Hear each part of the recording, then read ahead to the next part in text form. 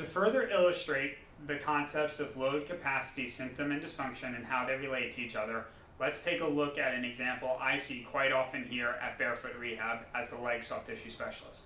And for that, we're going to look at the plantar fascia. What I'm going to show you is how the concepts of load, capacity, symptoms, and dysfunction play out in the production of pathology with the plantar fascia.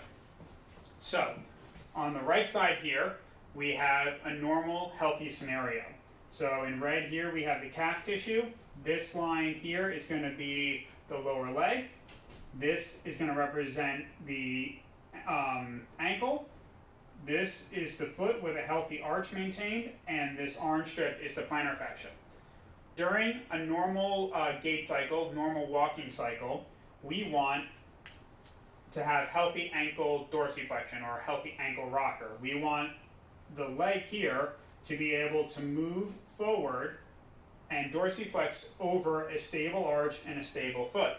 When that happens, we have a healthy transfer of load from the heel to the toes so we can propel ourselves forward, and the plantar fascia and the arch is going to be maintained. In an unhealthy scenario, let's say we have adhesion that's built up in our calf tissue as such. When we have adhesion that's built up in our calf tissue, that's going to limit the calf tissue's ability to lengthen with dorsiflexion. As a result, we're going to see a decrease or a deficit in our ankle dorsiflexion capacity or ability.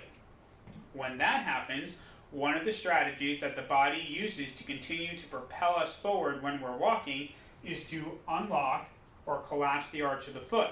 In doing so, it's able to still get the necessary dorsiflexion to transfer the load onto our toes and propel us forward.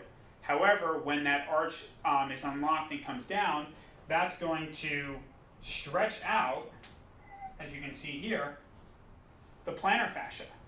And because now the plantar fascia is in a suboptimal position and it's stretched out, that's going to impact its capacity to handle load. Now, also because we don't have healthy dorsiflexion, every step that we take is going to be overloading that plantar fascia. And as it continues to do that, that's going to lead to the production of symptoms because we're eventually going to push the plantar fascia beyond its capacity and beyond what it's capable of handling. And when we do that over the short period of time, that's going to lead to something such as inflammation, which is where we get plantar fasciitis. Or if this happens over a long period of time, this is going to lead to a degenerative condition, which is called plantar fasciosis. And these are both things I see here at the clinic. So this is a perfect example of how loading the plantar fascia and exceeding its capacity leads to the onset of symptoms as well as dysfunction.